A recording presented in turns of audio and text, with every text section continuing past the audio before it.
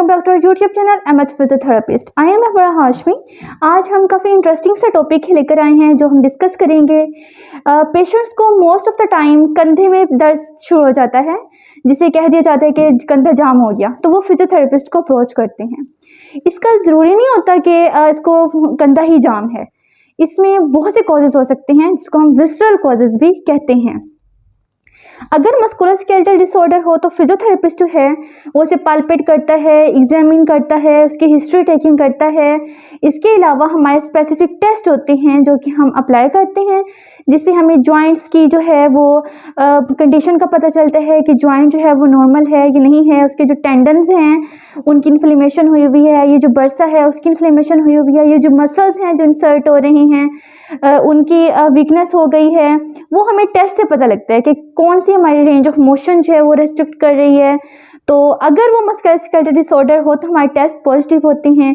अगर musculoskeletal disorder नहीं है और वो जो पेन है वो विसरल रेफर्ड पेन भी हो सकता है। विसरा कहते हैं हमारे सारे बॉडी के अंदर जो ऑर्गन्स होते हैं, लाइक किडनी हो गया, हमारी लंग्स हो गई, हमारा स्टमक हो गया, इन सब को कहते हैं विसरा। तो ये रेफर्ड पेन होता है।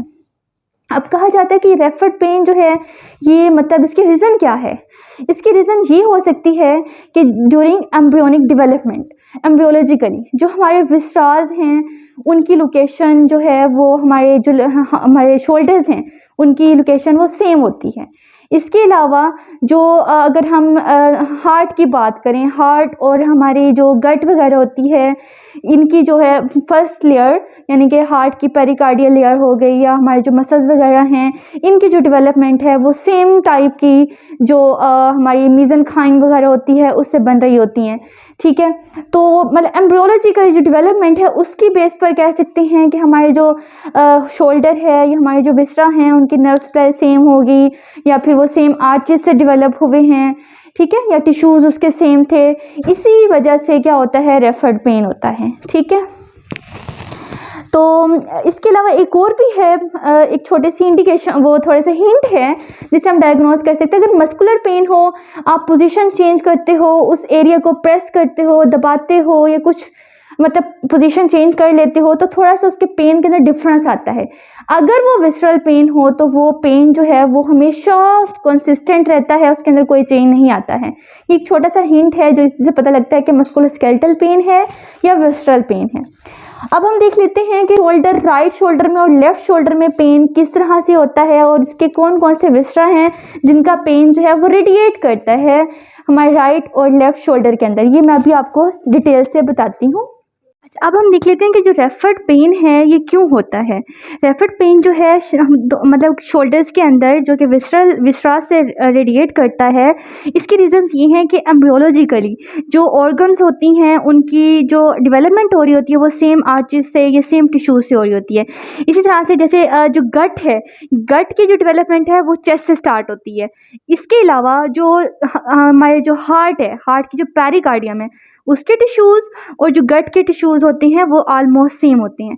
अच्छा, एक और भी बात कही जाती है कि जो हमारा एयर है वो और जो किडनी है ये भी सेम टिश्यूज से इनकी डेवलपमेंट होती है। और अगर किसी का एक कान नहीं है तो कहा जा सकता है कि उसका हो सकता है वो किडनी भी ना हो सेम साइड का।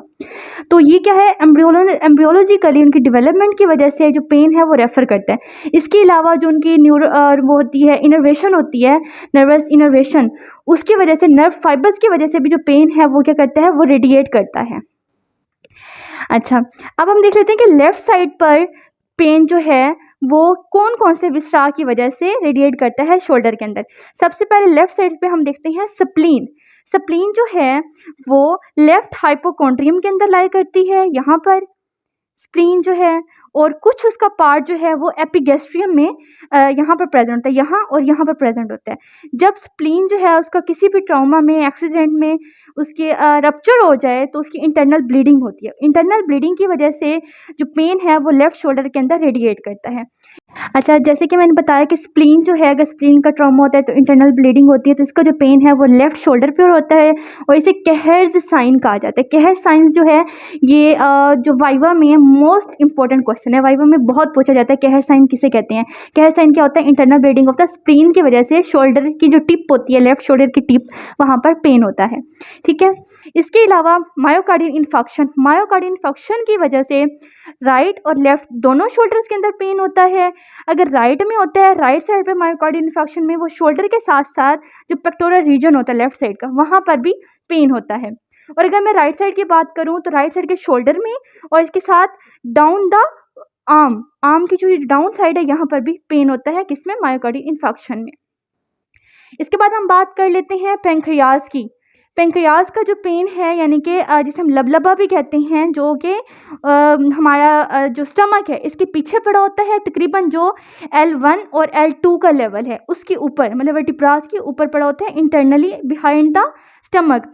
और लबलबा जो है, अगर उसकी इन्फ्लेमेशन हो जाए पेंक्रियाज की, उसका पेन भी कहाँ होता है? लेफ्ट शोल्डर में होता है। इसके अलावा स्प्लीनोमेगैली, स्प्लीनोमेगैली यानी कि स्प्लीन जो है उसका साइज़ बड़ा हो जाए। स्प्लीन जो है, जैसे मैंने बताया कि वो कहाँ होती है? लेफ्ट हाइपोकॉन्ड्रियम वाले क्वाड्रेंट में प्रेजेंट होती है। तो अगर वो इनलार्ज हो जाए, अच्छा, मोस्टली जो कहा जाता है कि जो हमारा लिवर है और जो स्प्लीन है, ये दोनों क्या हैं? दोनों एनलार्ज होकर ये किस तरफ? राइट जो आइलिक क्वाड्रेंट होता है यहाँ पर क्या करते हैं? मूव करते हैं, यानी कि राइट आइलिक फोसा यहाँ पर इसकी तरफ मूव करते हैं। अच्छा, इसके बाद हम बात कर लेते हैं एक्टोपिक प्रेगनेंसी की। एक्टोपिक प्रेगनेंसी का मतलब होता है यूट्राइन ट्यूब्स के अंदर ओवम जो है उसकी इम्प्लांटेशन हो जाना। अगर राइट साइड की यूट्राइन ट्यूब के अंदर इम्प्लांटेशन होगी तो राइट वाले शोल्डर के अंदर पेन रेडिएट करेगा। अगर लेफ्ट वाली यूट्राइन ट्यूब के अंदर इम्प्लांटेशन होगी तो लेफ्ट वाले शोल्डर के अंदर पेन होगा। इसके बाद किडनी का भी सेम होता है, इप्सिलेटरल जिसे कहते हैं, इनके राइट किडनी में अगर पेन है, उसके अंदर स्टोन्स हैं, इन्फ्लेमेशन हो गई है या फिर रेनल फेलियर हो रहा है, तो उसका पेन भी राइट शोल्डर में रेडिएट करेगा। अगर लेफ्ट किडनी की बात करूँ तो लेफ्ट किडनी के अंदर रेडिएट करेगा। ठीक है, अच्छा, अब हम देख लेते हैं कि राइट शोल्डर के अंदर पेन कहाँ कहाँ से रेफर करता है। सबसे पहले हम देख लेते हैं कि राइट साइड पर कौन कौन से हमारे विसरा पड़े हैं जिसका पेन रेडिएट करता है। तो लीवर जो है वो राइट साइड पर पड़ा होता है और लीवर के साथ होता है गॉल ब्लैडर। अगर गॉल ब्लैडर जो है उसकी इन्फ्लेमेशन हो गई है, जिसे कि पित्ता कहा जाता है, और पित्ते में स्टोन्स हो गए हैं या उसकी इन्फ्लेमेशन से खोलसिस्टाइटिस भी कहते हैं, एक्यूट खोलसिस्टाइटिस, इसका जो पेन है वो रेफर करेगा राइट शोल्डर में। इसके अलावा जो स्कैपुला है, यानी कि राइट साइड का ही स्कैपुला, अगर मैं इस तरह से स्कैपुला का स्ट्रक्चर बनाऊं, ये उसकी डोर्सम है और ये उसकी क्या है? मतलब एंटीरियर साइड, पोस्टीरियर साइड और एंटीरियर साइड। इसके ये जो एरिया होता है स्कैपुला का that is the sub scapular area. ठीक है, यहाँ पर उसको इंटरनली अंदर की तरफ से एक्टिंग सा पेन या बर्निंग सा पेन फील होता है। ये कब पेन फील होता है? जब उसके गॉल ब्लैडर की इन्फ्लेमेशन हो जाती है, यानी कि खोलसिस्टाइटिस, एक्यूट खोलसिस्टाइटिस में सब स्कैपुलर एरिया में उसको पेन होता है। इसके बाद हम बात कर लेते हैं पेप्टिक अल्सर की। अब पेप्टिक अल्सर जो स्टमक है हमारा, स्टमक यानी कि स्टमक के अंदर जख्म बन जाना। स्टमक तो हमारा लेफ्ट साइड पे लाई कर होता है या फिर एपिगेस्ट्रियम में यहाँ पर लाई कर होता है स्टमक। तो स्टमक का जो पेन है वो भी राइट साइड पे रेडिएट करता है, राइट साइड का जो शोल्डर है इसमें रेडिएट करता है। इसके अलावा जो हमारा स्कैपुला का रीजन है, पूरे स्कैपुलर रीजन, ये वाला यहाँ पर और शोल्डर में, यहाँ पर कौन सा पेन रेडिएट करता है? पेप्टिक अल्सर का पेन रेडिएट करता है। इसके बाद हम बात कर लेते हैं मायोकार्डियल इन्फेक्शन की। उसको मैं ऑलरेडी बता चुकी हूँ कि राइट साइड पर शोल्डर में भी पेन होता है एंड डाउन द आर्म में भी पेन होता है। पल्मोनरी, सबसे इंपॉर्टेंट चीज़ है पल्मोनरी। इसके जो कॉजेज़ होते हैं, अगर लंग्स का कोई इन्फेक्शन हो गया है, निमोथोरेक्स हो गया है, प्लूरेसी हो गई है, यानी कि प्लूरेसी का मतलब होता है जो हमारे लंग्स की लेयर्स होती हैं, जिन्हें लंग्स को, हमारी फेफड़ों को कवर किया हुआ होता है 3 लेयर्स ने, उनकी इन्फ्लेमेशन हो जाए, उसे कहते हैं प्लूरेसी। प्लूरेसी में अगर राइट लंग जो हमारा इन्वॉल्व हो रहा है तो राइट शोल्डर में पेन होगा। अगर लेफ्ट साइड का जो लंग है वो इन्वॉल्व हो रही है तो लेफ्ट शोल्डर में पेन होगा। सबसे इम्पोर्टेंट चीज़, अगर हमारी लंग्स का कोई प्रॉब्लम है तो उसका पेन शोल्डर के साथ साथ जो अपर ट्रेपेजियस होता है, अपर ट्रेपेजियस, अगर मैं इसको बताना चाहूँ ट्रेपेजियस को, ये जहाँ पर मेरे हाथ आएंगे ना, दिस वन एरिया, ट्रेपेजियस जो है ये अपर बैक को, यानी कि बटरफ्लाई मसल होता है, ये अपर बैक को कवर करता है। और इसके जो जहाँ पर मेरा हाथ आ रहा है लाइक दिस, ये जो एरिया है ये सारा क्या है? अपर फाइबर्स ऑफ द ट्रेपेजियस। या इस एरिया में भी बहुत ज़्यादा पेन होता है इन द पल्मोनरी कंडीशंस। इसके बाद हम बात कर लेते हैं एंडोमेट्रियोसिस। एंडोमेट्रियोसिस जो है एबनॉर्मल सेल ग्रोथ होती है जो कि एंडोमेट्रियम के जो सेल्स हैं वो पूरी यूट्रस के अंदर ग्रो करने लग जाती हैं। उसका जो पेन है वो भी मोस्टली राइट शोल्डर के अंदर मतलब कि रेफर करता है या रेडिएट करता है। लास्ट में है किडनी। किडनी का मैं ऑलरेडी बता चुकी हूँ, अगर राइट किडनी इन्वॉल्व होगा तो राइट शोल्डर में पेन होगा, अगर लेफ्ट किडनी इन्वॉल्व होगा तो लेफ्ट शोल्डर में पेन होगा। अगर आपको मेरी वीडियो इन्फॉर्मेटिव लगी हो या आपको कोई क्वेश्चन हो तो आप कमेंट्स के ज़रिए से पूछ सकते हैं। और अगर आप मुझे कोई सजेशन देना चाहते हैं कि नेक्स्ट वीडियो किस टॉपिक पर होनी चाहिए तो मुझे कमेंट्स के ज़रिए से ज़रूर सजेस्ट कीजिएगा। I will be thankful to you. Allah हाफ़िज़।